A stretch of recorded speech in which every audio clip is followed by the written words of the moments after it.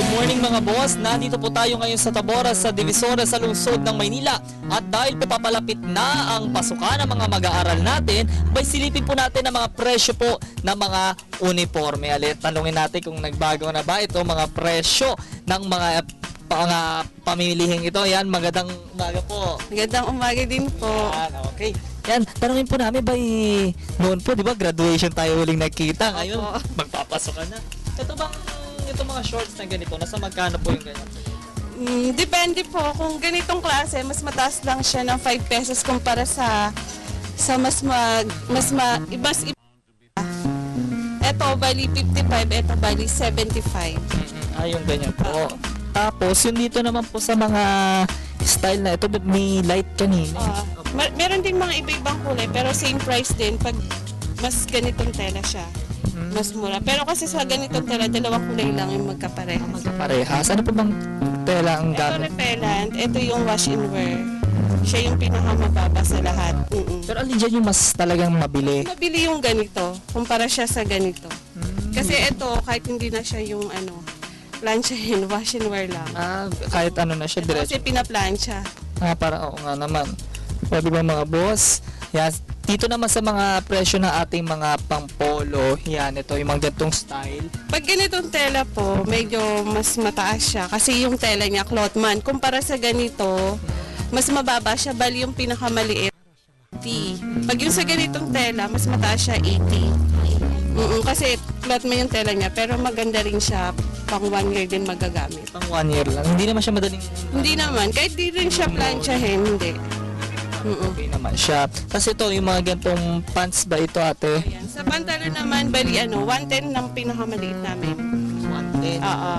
Nag-a-add lang siya ng 5 pesos pagka mas malaki. Pero iba-iba rin. Oo, kahit na ibang kulay, same yung tela niya, same price din siya. Kaya lang, depende siya sa mga size. So, doon sa tela mismo, yun nandun na nagkakatalo. Nagkakaiba. Nagkakatalo na ng presyo. Tapos yung mga ganito din to, di ba? Oo, pero magkaiba rin sila ng tela. Mas mataas din yung ganito. Lalo na dito. Ito naman, dito sa mga area naman ng mga pantalon din. Parehas din. Parehas lang din. Sa mga pambabae. Mga blouse, ganun din. Yung pinakamaliit din sa ganito, 80. Pag yung sa ganitong tela, 70. 70 pesos. Parang iba nga yung tahi nito yan. Oo, kasi ito yung panlalaki. Ito yung style ng pambabae. Ito yung pinakamalit natin. Yan yung pinakamababa natin sa lahat. Magkano yung ganyan? 70. So yung malaki. Mag-a-add lang din sila ng 5 kasi depende sa laki din ng bata. Ano yung pinakasagad na? Sagad na presyo, yun na talaga. Kasi kung sa mga pang grade 3, pang grade 4, mga nasa size 16 siya or 14, mas mataas, mga nasa 85. Mga nasa 85. Yung mga pang high school meron ka na? Meron din, pagka pang high school, nasa 100 ang presyo sa small size. Sa small Oo, size. ganito naman. Yung mga pang college, di ba? Usually college, ano na lang naman? Pang college lang, mga karaniwan kasi polo barong eh. Polo barong na lang. Ganito naman siya. Pag polo barong. Bali 190 naman siya, mas mataas. 190. Oo. Tapos ito mga V-neck style. Ito na may mga t-shirt. Bali kung sa pang malaki, pag ganitong brand siya, 90. Pagka yung medyo makakamura ka, sa Kentucky ka. Kasi Kentucky pinakamababa sa lahat. Siya, sando or t-shirt. Sando or t-shirt, which is ito din, itong t-shirt na ito. Bali sando lang yan. Okay, sando. Tapos yung mga may kulay na sa magkano. Wala kaming may kulay. Sando lang, ito lang. Sando lang. Magkano yung ganyan? Bali 300 yung per pack niya. Ayun, sa kami sa China. So kami sa China naman, ganito. Bali 100 siya, ganitong brand. Yung ganyang brand, 100. Gusto nila mas mababa, meron dito mas mababa. Yung Race ang brand niya. Okay. Ito ba't mga iba yung kulay ng mga ganitong style ng polo? Hindi siya, kaya ito mga iba-ibang style lang. Iba-ibang. Oo. Kung ano yung gusto nila. Puti ba siya? Ate parang nagba-violet ang...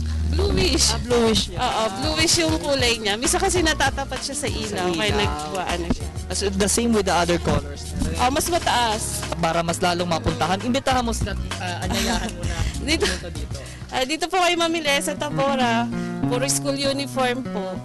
Meron po tayong mas mababa, merong mas magandang klase. May contact numbers. Meron po sa Jed Dry Goods po, Bali, ang number po namin 2449488. Dito po sa Tabora. Ayan, okay. Ate Mami, pangalan po niyo. Mean. Ate Mayan, maraming salamat po sa pagbibigay po na sa atin ng mga presyo po na ating mga damit, lalo na't nalalapit ang pasukan. Nagulat pa rin mula pa rin dito sa Tabora, sa Divisoria, sa lungsod ng Maynila. Para sa Telebisyon ng Bayan, ako po si Julius Samboron, nagsasabing, Good Morning Boss!